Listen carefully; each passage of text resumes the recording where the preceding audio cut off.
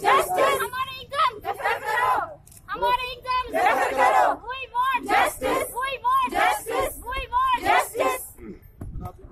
Justice. We want justice. We want justice. We want justice. Are the previous students of the Cluster University Srinagar.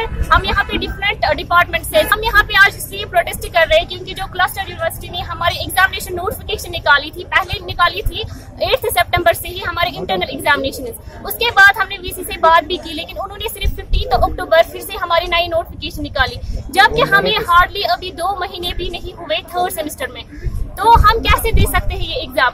Hardly हमारे 20% syllabus भी अभी complete नहीं हुआ है, still 80% incomplete है. जब हमने यहाँ पे एडमिशन किया था तो हमारा जो कोर्स है एमएससी का वो 2 साल के लिए होता है, यानी एक सेमेस्टर हमारा 6 मंथ का होता है. लेकिन आज ये बोल रहे हैं आपको सिर्फ 3 ही मंथ्स में ये कंप्लीट करना है.